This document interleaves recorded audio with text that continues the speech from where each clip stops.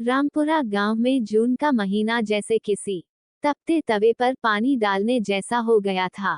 सूरज आसमान में आग उगल रहा था और धरती उस आग को पीने की नाकाम कोशिश कर रही थी। बिजली की सप्लाई रोजाना दोपहर में चली जाती और पंखा, कूलर सब बेबस हो जाते। अमरावती देवी उम्र के उस पड़ाव पर थीं, जहां शरीर का तापमान अंदर से ही उबाल मारता है। ऊपर से ये गर्मी उनकी झुंझलाहट को और बढ़ा देती। वहीं कविता, उनकी बहू, जो शहर से ब्याह कर गांव आई थी, गर्मी की इतनी आदी नहीं थी। उसे हर वक्त ठंडा पानी, छांव और पंखे की हवा चाहिए थी। दोनों की सोच, आदतें और सहन शक्ति बिल्कुल विपरीत थीं। एक दिन कविता सुबह सुबह रसोई में घुसी और बोली, मम्मी जी, आज बहुत गर्मी है, हम दाल चावल बना लेते हैं, सब्जी मत बनाइए। अमरावती देवी ने ताना कसते हुए कहा, गर्मी तो हमें भी लगती है बहू, लेकिन हमने तो 48 डिग्री में भी पूरे परिवार के लिए 6 रोटियां, 2 सब्जियां और रायता बनाया है। तुम तो बस ठंडे पानी की बोतल पकड़कर बैठ जाती हो। कविता का चेहरा तमतमा गया। वो धीरे से बुदबुदाई, तो आप ही बना लीजिए, मैं अपने लिए अलग बना लूंगी।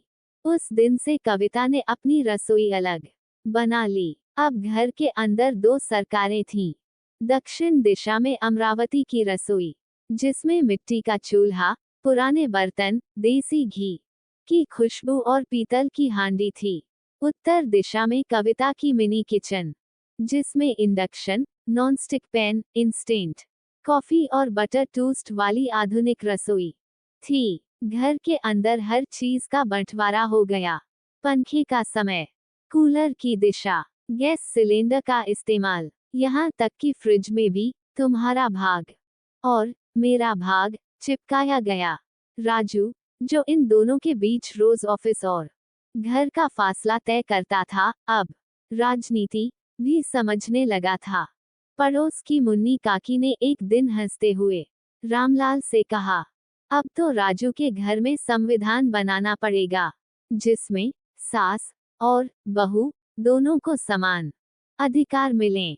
और रामलाल बोले, हमारे जमाने में तो बहू को रसोई में घुसने की आज्ञा मिलती थी, अब तो खुद की रसोई लेकर आती हैं।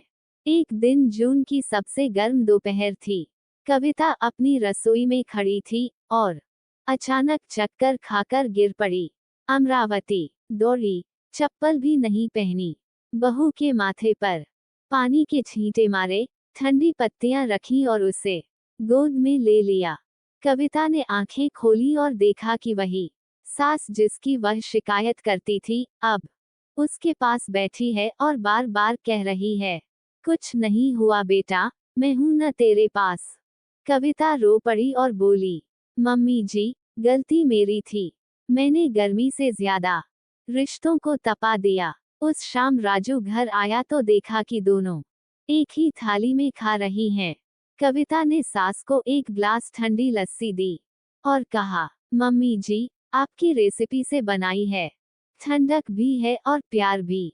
अमरावती मुस्कुराई, बहू, अब दोनों मिलकर बनाएंगी गर्मियों की ठंडी रसोई। आज भी रामपुरा में लोग कहते हैं, राजू के घर में गर्मी से बंटवारा हुआ था, लेकिन ममता और समझदारी से फिर एकता लौटी। अब उनके घर में एक ही चूल्हा है, एक ही रसोई, लेकिन दोगुना प्यार और तिगुनी ठंडक है। गर्मी बाहर की हो या मन की, अगर उसमें रिश्तों की मिठास घोल दी जाए, तो हर कड़क दोपहर भी शाम की ठंडी छांव बन जाती है।